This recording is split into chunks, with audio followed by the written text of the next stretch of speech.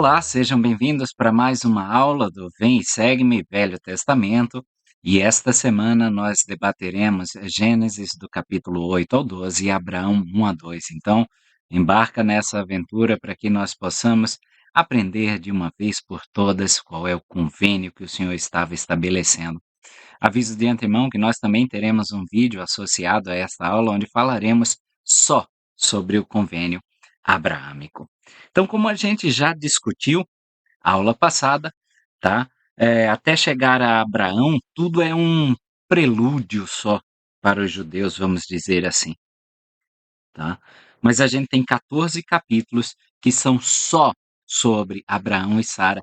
A gente já estudou até agora criação, queda, dilúvio, e com isso foram apenas, entre aspas, 11 capítulos. Mas a gente tem 14 lidando com a história de Abraão e Sara, tá? Então vamos começar, porque até chegar aí a Abraão, todos os outros textos bíblicos eram bem resumidos. E já que o Senhor nos deu mais capítulos sobre a história de Abraão, parece que ele deseja que a gente conheça muito bem. Por isso que ele dá muito mais detalhes. Então, nesse outro vídeo também, que nós vamos preparar como auxílio de estudo, nós vamos discutir o que é o convênio abraâmico. Para que temos o convênio abraâmico? Como ele impacta na minha vida hoje? O que o Senhor deseja que eu conheça dele? Porque os profetas dos últimos dias têm falado tanto desse convênio abraâmico. Então vamos começar com Gênesis capítulo 12, versículos 1 e 2. Ora, o Senhor disse a Abrão, com um A só: sai da tua terra e da tua parentela e da casa de teu pai, para a terra que eu te mostrarei. E far-te-ei uma grande nação e abençoar-te-ei, e engrandecerei o teu nome, e tu serás uma bênção. Abrão é uma figura central aí do Velho Testamento. E o Senhor já faz a promessa a ele de que as nações da terra seriam abençoadas por meio dele. Ele também é central no Novo Testamento e central na restauração e central também nos últimos dias. Abrão é chamado de amigo de Deus em Tiago 2, 23. Em João 15, 14, também é feita essa referência. Pai dos fiéis, Doutrina e Convênio 138, 41. Ele foi um homem real e não foi uma mitologia criada para se apresentar à ideia que vem associada com Abraão. O Salvador se refere a ele, ordenando que as pessoas fizessem exatamente como Abraão, em João 8, 39. É o único que Cristo usa como exemplo para pautarmos-nos em suas obras. Então, é de valia que nós aprendamos quem é esse homem. A esposa de Abraão, Sara, é extremamente importante também. Em todas as Escrituras, só temos registro de uma lei chamada pelo nome de uma mulher, e é a lei de Sara, em Doutrina e Convênios 132, 65. Ela é a mãe de inúmeros fiéis. E essa lei parece ter a ver com o consentimento da esposa para que o marido possa ter outras esposas. A vida de Abraão girava em torno do convênio e dessas mudanças de terra que o Senhor lhe ordenava, a começar aí no capítulo 12 de Gênesis. Versículo 5. E Abraão tomou sua mulher, Sarai, e Ló, filho de seu irmão, e todos os seus bens que haviam adquirido, e as almas que lhes acresceram em Harã, e saíram para ir à terra de Canaã, e foram à terra de Canaã.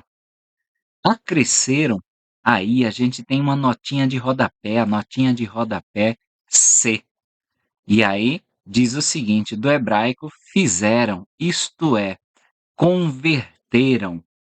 Nós podemos ver também a respeito em Abraão, capítulo 2, versículo 15.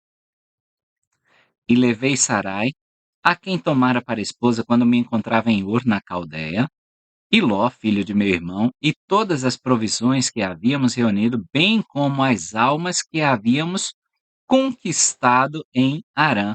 Se clicarmos também nessa notinha de rodapé de conquistar, aponta para o guia de estudo das escrituras em conversão, converter. E tomamos o caminho da terra de Canaã e habitamos em tendas no caminho. Então, é um convênio missionário. No versículo 3 de Gênesis, capítulo 12, ele vai dizer: E abençoarei os que te abençoarem, e amaldiçoarei os que te amaldiçoarem, e em ti serão benditas todas as famílias da terra. Então, Abraão ele já estendia as bênçãos do evangelho a outras famílias. Como podemos ver aí, essas almas foram convertidas ao evangelho de Cristo. Nós podemos ainda acrescentar Abraão, capítulo 2, versículo 11: E abençoarei os que te abençoarem, e amaldiçoarei os que te amaldiçoarem. E em ti, isto é, em teu sacerdócio, e em tua semente, isto é, em teu sacerdócio, pois faço-te a promessa de que este direito continuará em ti, e em tua semente depois de ti. Isto quer dizer, a semente literal, ou seja, a semente do corpo, serão abençoadas todas as famílias da terra. Sim, com as bênçãos do Evangelho, que são as bênçãos de salvação, sim, de vida eterna. Ainda continuando em Abraão, vamos retroceder para Abraão, capítulo 1, versículo 2. E achando que havia maior felicidade e paz e descanso para mim, busquei as bênçãos dos pais e o direito ao qual eu deveria ser ordenado para ministrá-las, tendo eu mesmo sido seguidor da retidão, desejando também ser possuidor de grande conhecimento, e ser maior seguidor da retidão, e possuir maior conhecimento, e ser pai de muitas nações, um príncipe da paz, e desejando receber instruções e guardar os mandamentos de Deus, tornei-me um herdeiro legítimo, um sumo sacerdote, portando o direito que pertencia aos pais. Esses pais aí, pode ser, tá, os antepassados, em contraposição ao pai terreno dele, que estava cada vez mais distante, que estava se afastando da verdade.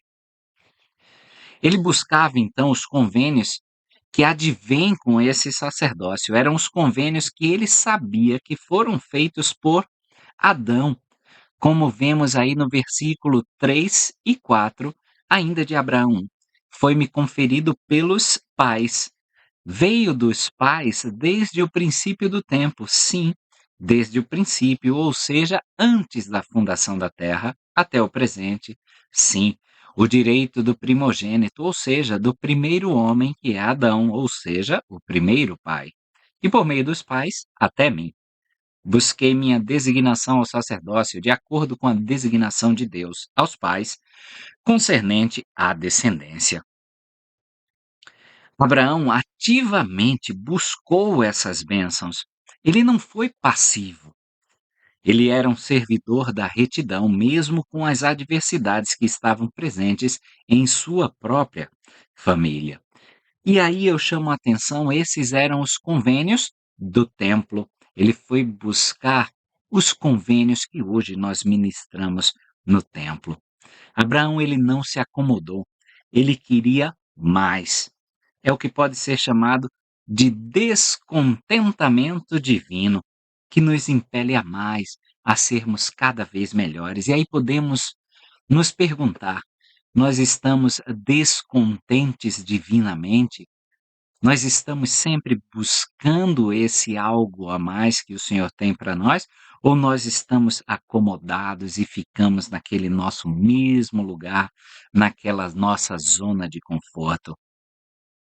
Abraão, capítulo 1, versículo 5: Meus pais, tendo se afastado de sua retidão e dos santos mandamentos que o Senhor seu Deus lhes dera, voltando-se para a adoração dos deuses dos pagãos, recusaram-se totalmente a dar ouvidos à minha voz. A gente pode fazer um contraste aqui com o que era o próprio Abraão. A família de Abraão era idólatra. Veja aí no versículo 6: pois o seu coração estava determinado a fazer o mal e estava completamente voltado para o Deus de Euquena e o Deus de Libna e o Deus de Mamacra e o Deus de Corás e o Deus do Faraó, rei do Egito. Eles não ouviam mais o que Abraão estava tentando ensinar. Há uma história judaica que menciona o jovem Abraão brincando na loja de ídolos pagãos de seu pai, Terá.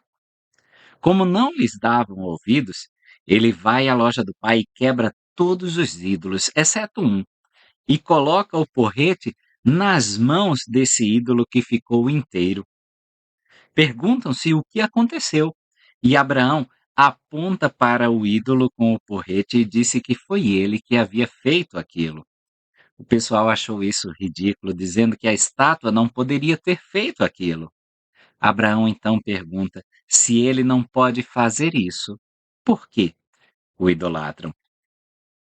Nós, de vez em quando, no mundo em que vivemos, também temos nossos ídolos tolos que não podem fazer nada. Nossos ídolos tolos, talvez como o dinheiro, a fama, o status, as redes sociais abarrotadas de seguidores, os diversos comentários, às vezes são esses ídolos com o porrete que não podem fazer nada. Abraão 1:1 Na terra dos caldeus, na residência de meus pais, eu, Abraão, vi que me era necessário encontrar outro lugar para morar. Abraão reconheceu que a situação em que ele estava, que ele vivia, não era saudável. O local, as pessoas, o ambiente. Ele afastou-se então de tudo isso. Talvez nós possamos nos perguntar do que nós devemos nos afastar hoje. Local, ambiente, músicas, literatura, trabalho, pessoas, talvez, tá? Abrão e Abraão partilham da raiz ab, de Abba, que significa pai. Quando a gente assume convênios, tá, nós nos tornamos novas pessoas. Daí a necessidade simbólica de ter um novo nome.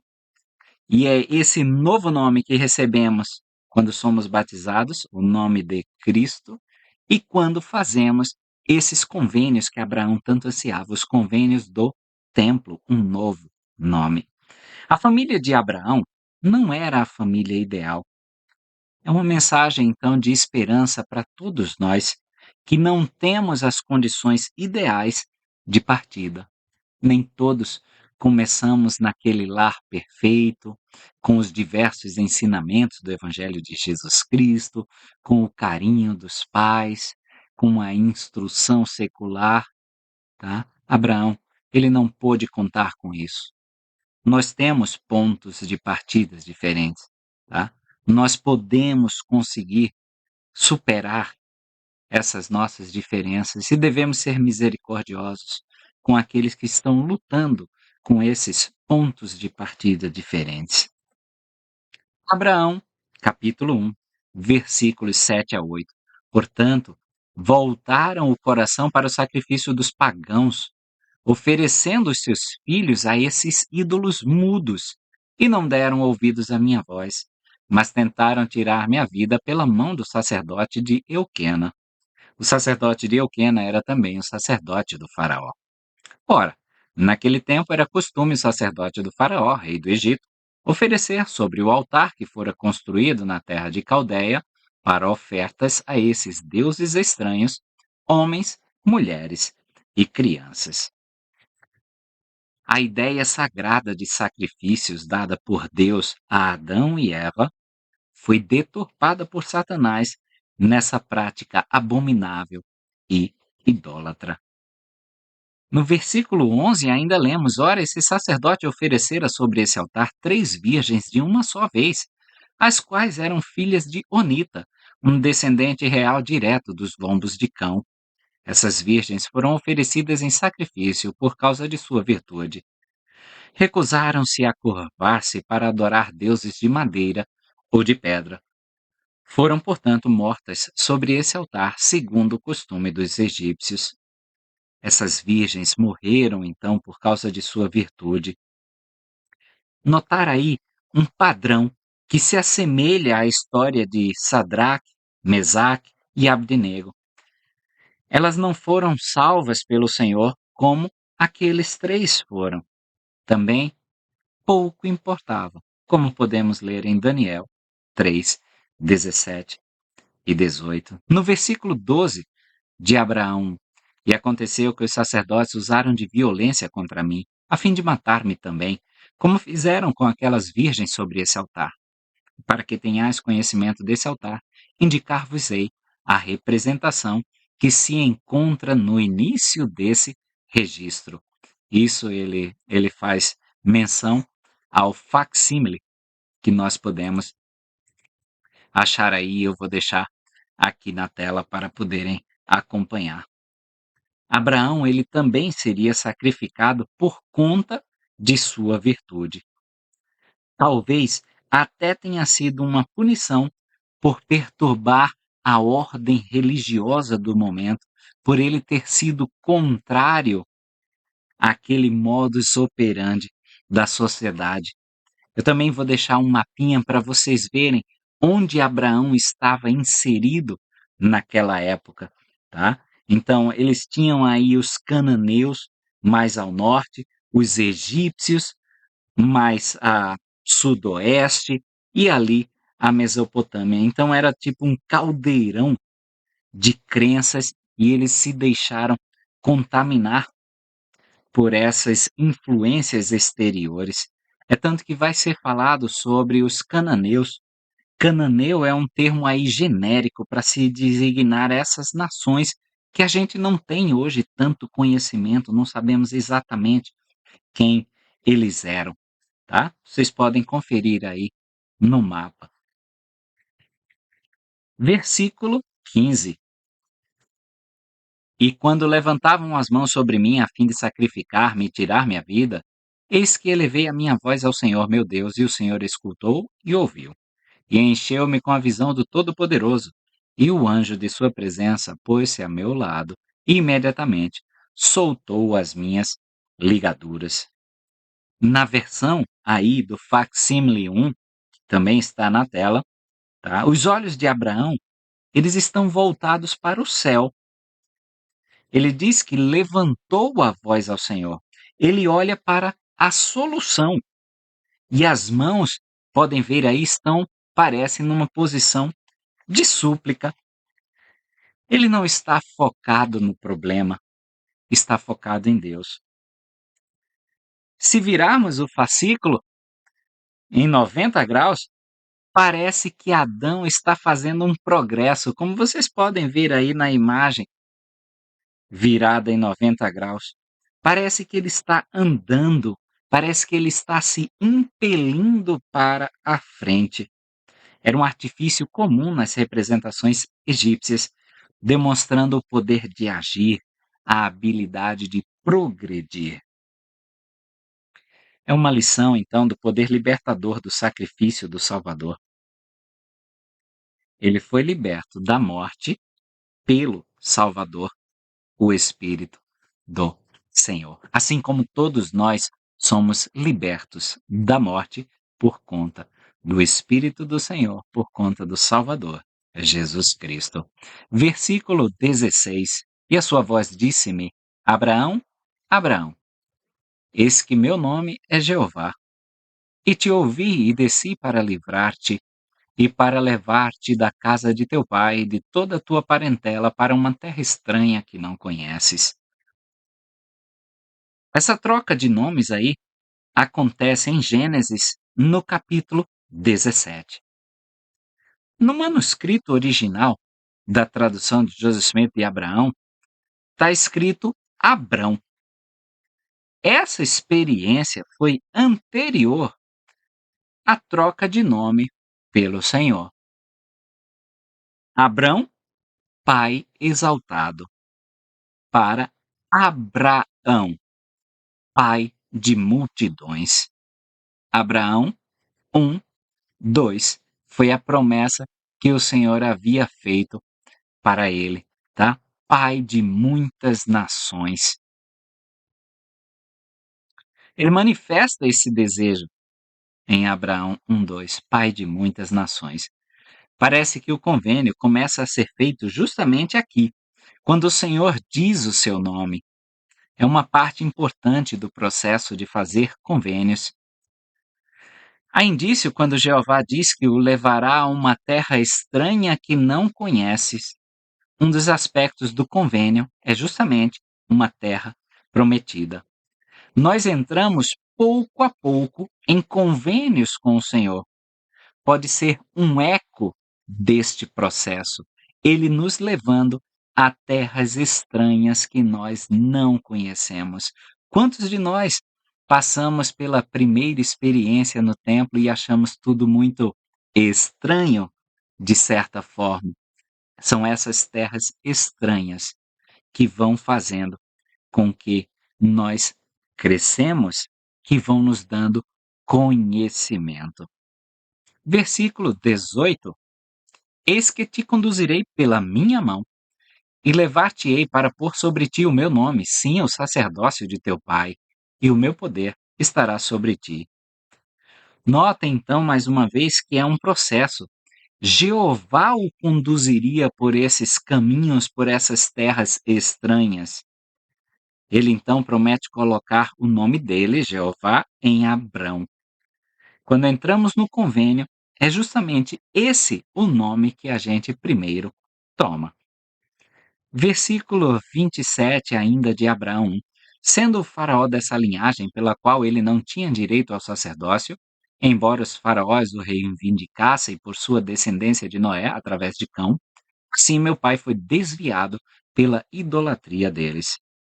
Nós vemos como Satanás copia os símbolos, as ordenanças, os rituais do sacerdócio do Senhor que ele próprio não possui, e assim ele engana os homens. E aí no templo, vamos lembrar um pouquinho da ilustração antiga quando Adão pergunta a Satanás, a Lúcifer, o que seria aquele avental que ele diz que é um emblema do meu poder e sacerdócio, tá? Coisa que ele não tem. É uma mimetização, é uma tentativa de falsificação, uma tentativa de copiar, um arremedo de sacerdócio. Versículo 30. Consequentemente, houve fome por toda a terra da Caldeia, e meu pai foi dolorosamente atormentado por causa da fome, e arrependeu-se do mal de que determinara contra mim, de tirar-me a vida. A fome terminou então sendo um meio de arrependimento dos idólatras e impulsionou a saída de Abrão. Não havia palavras naquela época para descrever as relações familiares como nós temos hoje. Sobrinho, prima, tia, tem coisa de primeiro grau, segundo grau, terceiro grau. Era bem mais simples naquela época e naquela sociedade. Se fosse alguém mais velho, ou seja, da geração passada, seria chamado de pai ou mãe. Se fosse da mesma geração em que você vivia, era chamado de irmão ou irmã. Os mais novos, ou seja, da geração seguinte, eram chamados de filho ou filha.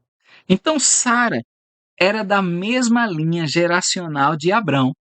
Portanto, essa palavra irmã descreveria esse parentesco com Abrão. Então, talvez, e de forma alguma, ele estava usando de uma mentira. Sara era irmã porque era da mesma geração, do mesmo período geracional. Abraão, capítulo 2, versículo 5.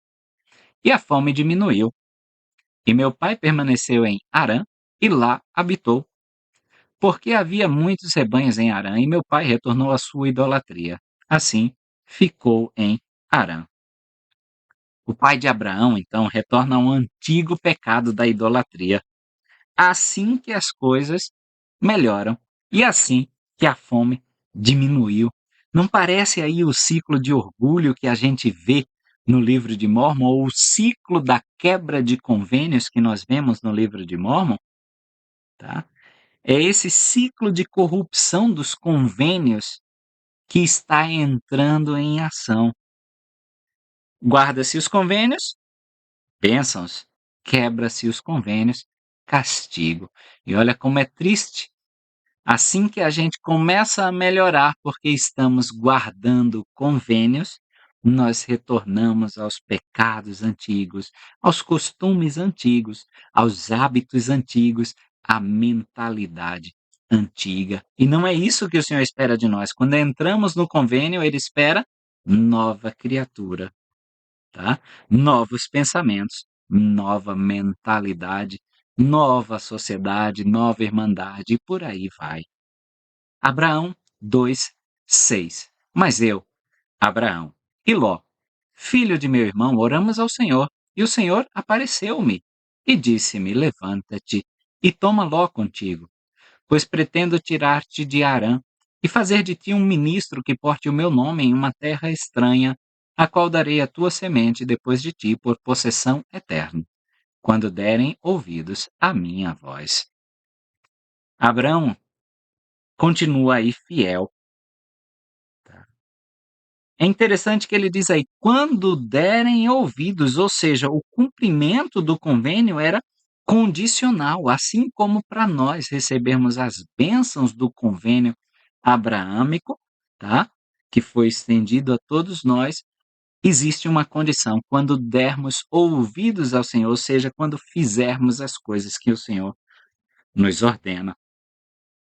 Versículos 7 e 8. Pois eu sou o Senhor teu Deus, eu habito no céu, a terra é o meu escabelo.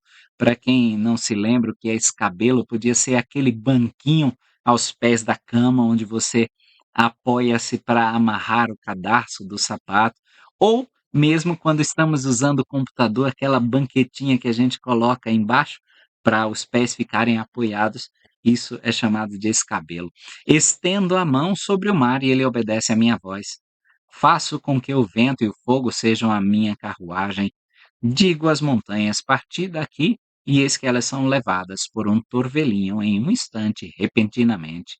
Meu nome é Jeová, e conheço o fim desde o princípio, portanto, minha mão estará sobre ti.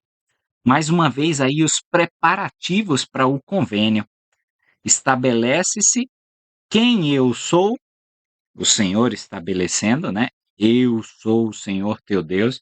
Estabelece quem você é Abraão, né? Você é meu filho, e a relação entre as partes.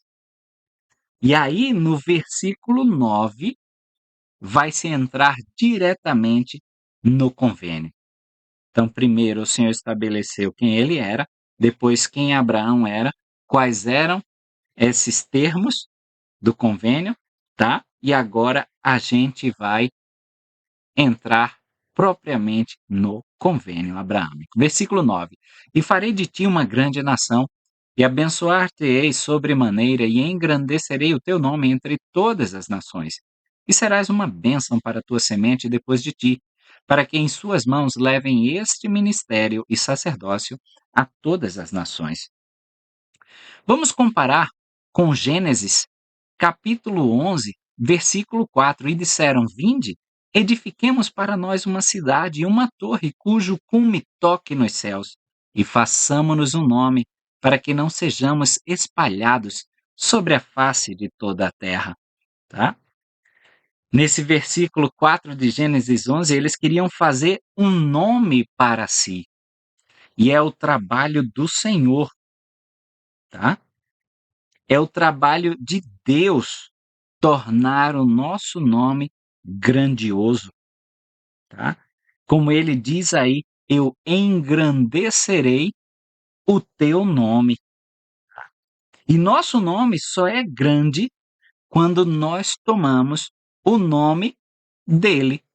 Abraão 1, versículo 18: Eis que te conduzirei pela minha mão e levar-te-ei para pôr sobre ti o meu nome. Totalmente contrário à história que vimos no estudo passado. É o Senhor que nos engrandece o nome, colocando sobre nós o nome dele. Abraão 2, versículo 10: E abençoá-las-ei por meio de teu nome, pois todos os que receberem este evangelho serão chamados segundo o teu nome e contados como tua semente, e levantar-se-ão e abençoar-te-ão como seu pai. É um protótipo daí da missão de Cristo, que ele veio à terra em nome do Pai e trazendo almas para ele. São as almas que são levadas ao Pai. Então, essa é uma prefiguração, um espelhamento da missão de Jesus Cristo, tá? Esse microcosmos aí de Abraão é a visão geral do plano de Deus, espelhando o evangelho a todas as nações. Por causa da fome, Abraão saiu se deslocando e levando o evangelho a todas as nações.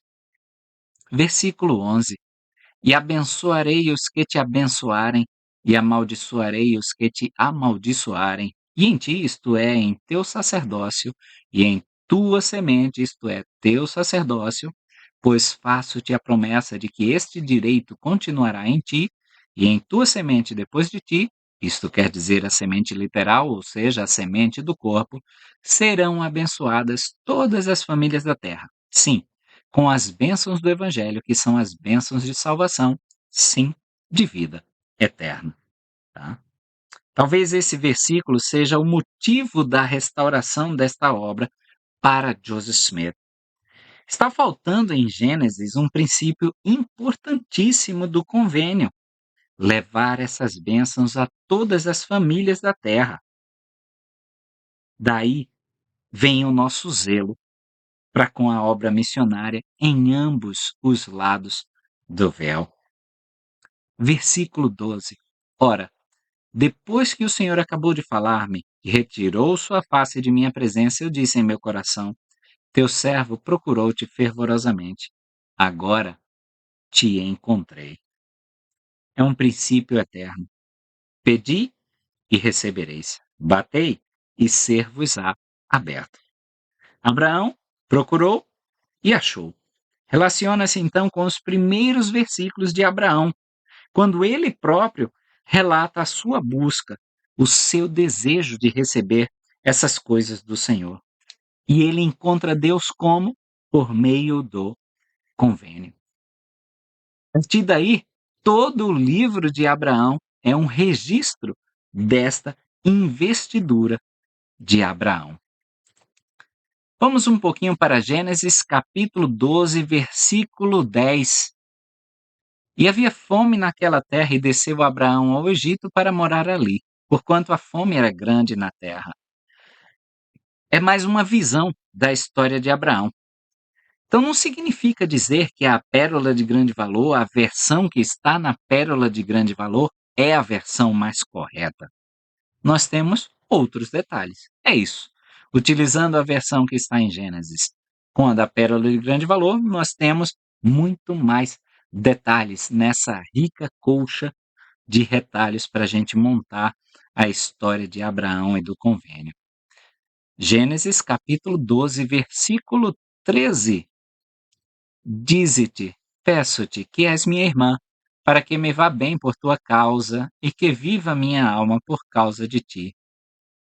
Foi Deus, a gente deve se lembrar disso, que mandou ele enfatizar a parte do irmã e não de esposa.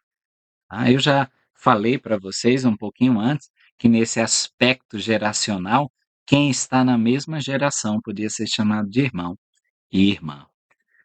O facsímile número 3, vou deixar aqui para vocês, é Abraão no Egito, terra onde se instalou por causa da fome que estava assolando a sua região.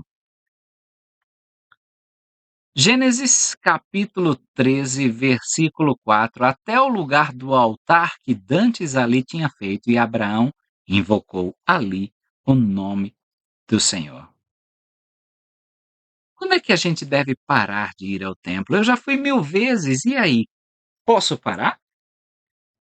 Quando é que a gente fez o suficiente? A resposta de Abraão pode justamente ser essa aí, do versículo 4, tá? Nunca. Ele retorna ao local do altar e ele faz isso sempre.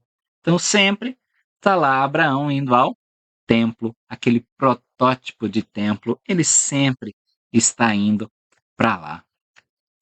Agora nós vamos falar um pouquinho sobre Abraão e Ló. Eu vou deixar também alguns mapas aí para que vocês possam observar no decorrer da aula de como foi feita essa divisão, tá? Das pastagens de Abraão e de Ló. Então Ló, ele decide viver ali no Vale Fértil, como vocês podem ver aí, próximo do Jordão. Está lá no versículo 10. E levantou Ló os seus olhos e viu toda a campina do Jordão, que era toda bem regada, antes de o Senhor ter destruído Sodoma e Gomorra. E era como o jardim do Senhor, como a terra do Egito, quando se entra em Zoar. Tá? Era um local muito bom, um local fértil, um local onde tudo dava em abundância.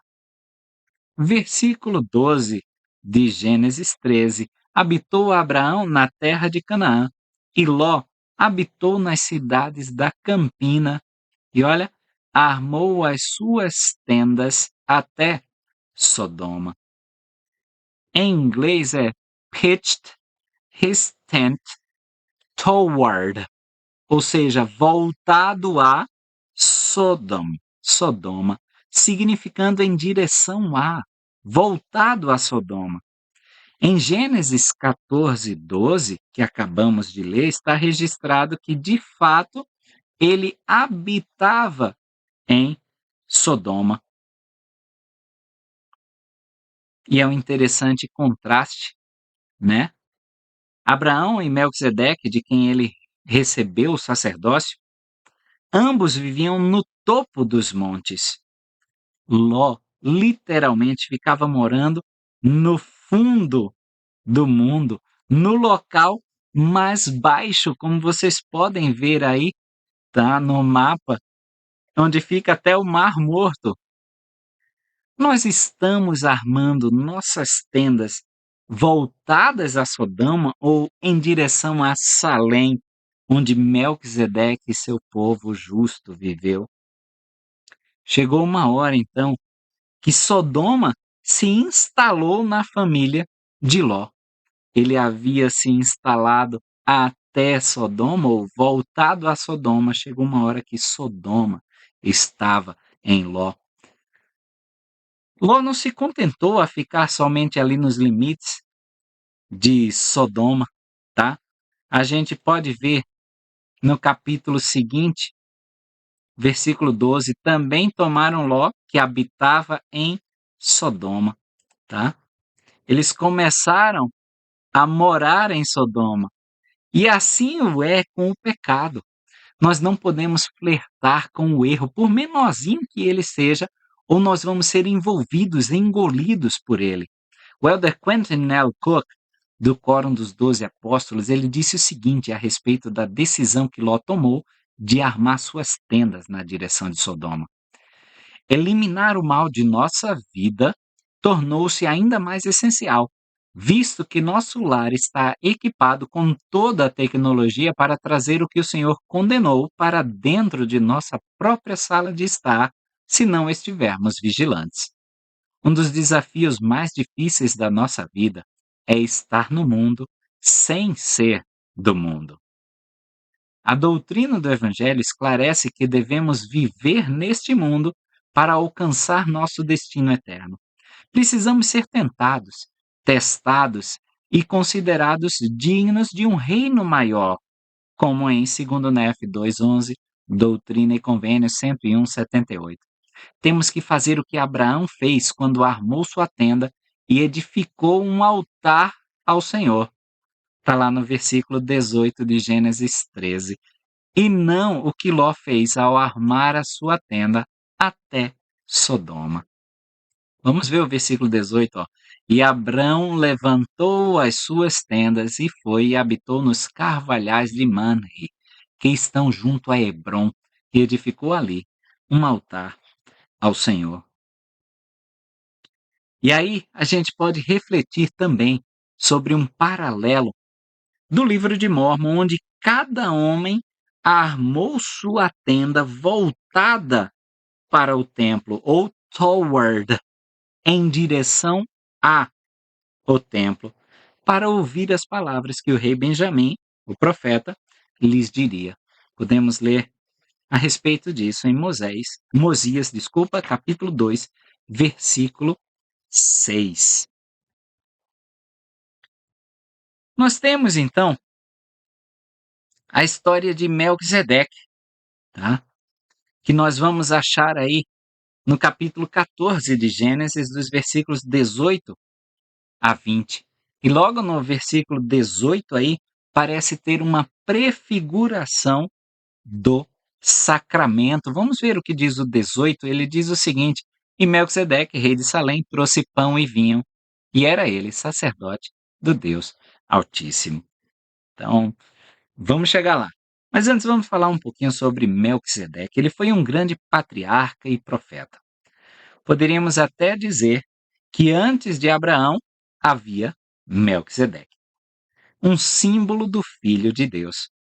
Claramente, Melquisedeque era o cabeça de sua dispensação.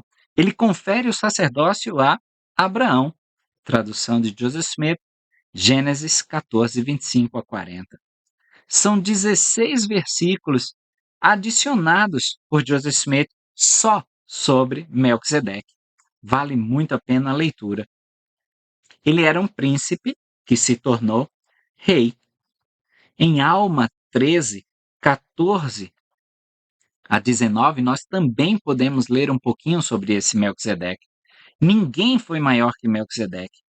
Alma sabia disso por conta das placas de latão, que possuíam um registro mais completo.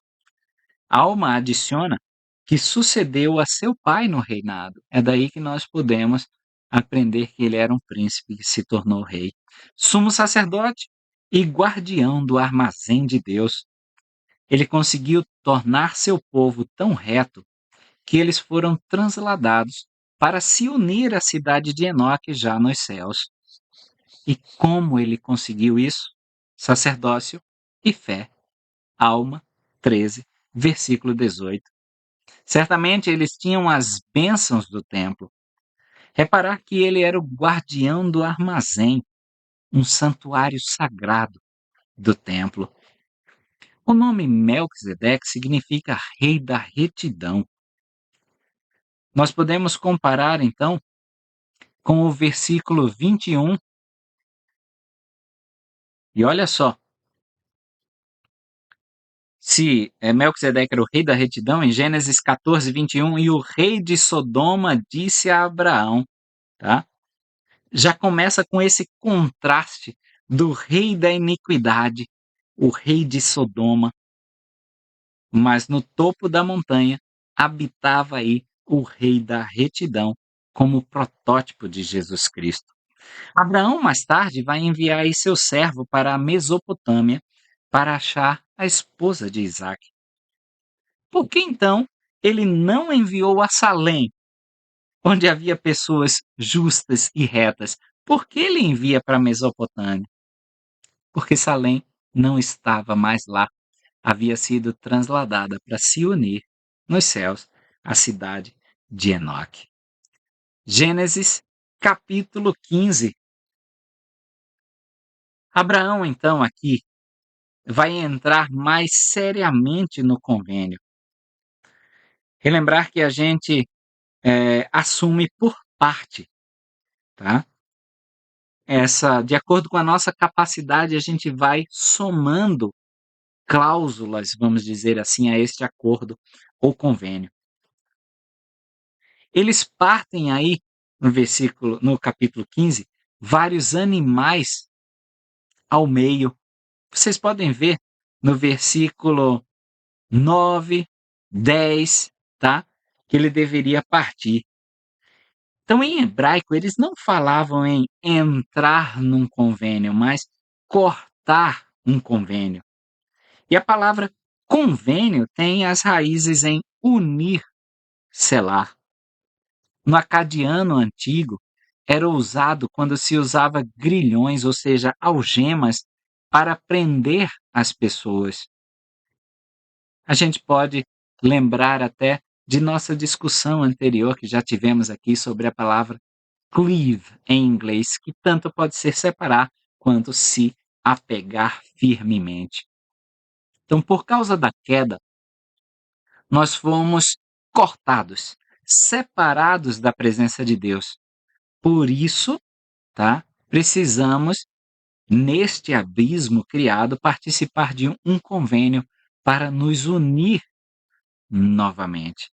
Então, se nós lembrarmos, por exemplo, de uma ferida, seja ela cirúrgica ou traumática, temos duas bordas nessas feridas. E quando vamos ao médico para reparar essa ferida, o que que ele faz? Ele pega um fio de sutura e vai justamente aproximar as bordas desta ferida, para que não haja solução de continuidade entre elas e ela possa cicatrizar. Então, assemelha-se a esse fio de sutura os convênios, tá? Jesus e seu sacrifício permite essa aproximação das bordas da ferida. Não estamos então mais separados de Deus e assim podemos cicatrizar por completo, tá? Podemos ser restaurados por completo. Em Gênesis ainda 15, versículo 17, diz aí: sucedeu que quando o sol se pôs e houve escuridão, eis um forno de fumaça e uma tocha de fogo que passaram por aquelas metades dos animais que Abraão dividiu. Pode ser traduzido como a tocha de fogo, como uma luz brilhante, podendo ser um ser angelical ou o próprio Senhor passando no meio daquelas bandas de animais cortados para simbolicamente unir essas metades separadas. Ele é a ponte que nos une.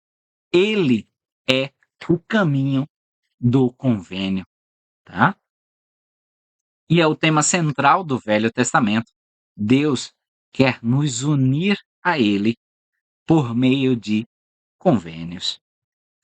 Gênesis 15, 13 diz: então disse Abraão: saibas de certo que peregrina será a tua semente em terra que não é sua, e servi-los-ão, e afligi-los-ão 400 anos.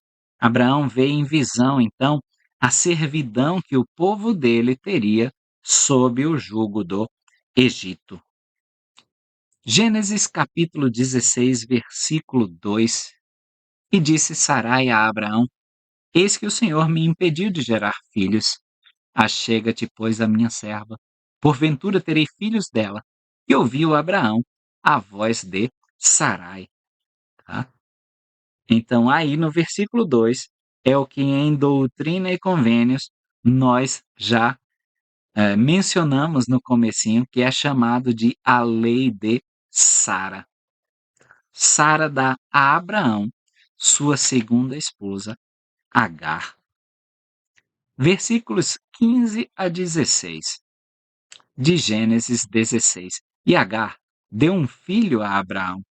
E Abraão chamou o nome do seu filho que Agar tivera Ismael. E era Abraão da idade de 86 anos quando Agar lhe deu Ismael. O nascimento de Ismael está em conformidade com o que o anjo do Senhor fala a Agar no versículo 11. Disse-lhe também o anjo do Senhor: eis que concebeste, e darás à luz um filho, e chamarás o seu nome Ismael, porquanto o Senhor ouviu a tua aflição. Tá? Vagamente se referem a ele como o pai da nação árabe, Ismael como pai da nação árabe. Deus cumpre suas promessas, não importa o quanto nós tenhamos que esperar Em Gênesis 17, nós vemos então aí a reconfirmação do convênio, a mudança de nome de Abraão e Sarai para Abraão e Sara. Vemos também um novo símbolo do convênio, a circuncisão, uma promessa de que Abraão terá mais um filho. No versículo 6, a gente pode ver: "E te farei frutificar grandissimamente, e de ti farei nações, e reis sairão de ti." O Senhor já previa reis para Israel, não naquele momento que o povo estava, mas num futuro, tá? Quando o povo vai clamar por um rei, em 1 Samuel 8:5. O Senhor já sabia que eles o rejeitariam e que o colocariam sobre reis, que esse rei então viesse da semente de Abraão. Nós falamos aí sobre a circuncisão e nós vamos detalhar um pouquinho mais. Do versículo 1 ao 8, vamos ler o seguinte: Sendo, pois, Abraão da idade de 99 anos, apareceu o Senhor a Abrão e disse-lhe: Eu sou o Deus Todo-Poderoso, anda em minha presença e sê perfeito. E porei o meu convênio entre mim e te multiplicarei grandissimamente. Então caiu Abrão sobre seu rosto e falou Deus com ele, dizendo: Quanto a mim, eis que o meu convênio é contigo e serás o pai de uma multidão de nações. E não se chamará mais o teu nome Abrão, pai exaltado, mas Abraão, pai de uma multidão, será o teu nome, porque por pai de uma multidão de nações te pus. E te farei frutificar grandissimamente, e de ti farei nações, e reis sairão de ti. E estabelecerei o meu convênio entre mim e ti, e a tua semente depois de ti, em suas gerações por convênio eterno, para te ser a ti por Deus, e a tua semente depois de ti. Tá? O elder Russell M. Nelson, do Quórum dos 12 Apóstolos, ele ensinou o seguinte: as bênçãos mais sublimes do convênio abraâmico são conferidas nos templos sagrados. Elas permitem-nos surgir na primeira ressurreição e herdar tronos, reinos, principados, poderes e domínios para nossa exaltação e glória em todas as coisas. Doutrina e Convênios, 132, 19. O elder Bruce R. McConkie, do Quórum dos 12 Apóstolos, também ensinou: quando se casa no templo para esta vida e para toda a eternidade, cada membro digno da igreja faz individualmente o mesmo convênio que o Senhor fez com Abraão. Essa é a ocasião em que são feitas as promessas de descendência eterna e em que se especifica que aqueles que guardarem os convênios feitos ali serão herdeiros de todas as bênçãos de Abraão, Isaque e Jacó. Versículo 8: E darei a ti e a tua semente depois de ti a terra de tuas peregrinações, toda a terra de Canaã em perpétua possessão, e serei o seu Deus. Por que o Senhor fica, então, reiterando o convênio e os aspectos deste convênio que fez com Abraão? Nós temos hoje em dia um convênio que é reiterado semanalmente em nossas reuniões dominicais, o sacramento. Além disso, como já visto, né, Deus dava a Abraão, assim como a nós, linha sobre linha, preceito sobre preceito, até todo o convênio estar diante de Abraão, assim como ele faz conosco. No versículo 1, ele recebe o mandamento de ser perfeito, né? Anda em minha presença e ser perfeito, ok? Assim como nós recebemos esse mesmo mandamento de Jesus Cristo em Mateus 5:48, ou seja, ser completo em mim. A gente deve lembrar que cerca de 13 anos antes havia nascido Abraão e Ismael. Esse direito de presidência era passado de pai para filho, era a ordem patriarcal do sacerdócio. Imaginem que por 13 anos, Abraão se debateu com essa questão: para quem ele passaria o sacerdócio? Esse capítulo, então, chega como um tranquilizante, tranquiliza Abraão, pois o Senhor revela que ele terá um filho de Sara. No versículo 19, lemos: E disse Deus: Na verdade, tua mulher Sara te dará um filho, e chamarás o seu nome Isaque. E com ele estabelecerei o meu convênio, por convênio eterno, para a sua semente depois dele. Isaque, então, seria o filho do convênio. Trouxe paz à mente e ao coração de Abraão saber que ele seria o filho do convênio. Nós dissemos que a circuncisão foi estabelecida. Por que a circuncisão foi estabelecida aos 8 dias de nascido, né? Por quê? Aqui ele vai dizer o seguinte: significava cortar em volta, circuncisão, tá? Tá lá no versículo 23, ó. Ou seja, o prepúcio do órgão sexual masculino, o que alguns judeus consideravam o portal das sementes. Era um local muito sagrado e significativo para ter o símbolo do convênio nessa região anatômica, porque o trabalho eterno de Deus é justamente a continuação das sementes. Doutrina e Convênio 132, 19. Os 8 dias, então, seriam representativos da idade da responsabilidade aos 8 anos. Tradução de Joseph Smith, de Gênesis 17, 11. Vamos deixar o card aqui em cima, tá? Sobre a circuncisão, o que é e para que servia, tá? Espero que vocês tenham apreciado os comentários. Não percam também o vídeo que nós lançaremos sobre o convênio abraâmico e como eu posso entendê-lo hoje. Muito obrigado por sua audiência e até a próxima.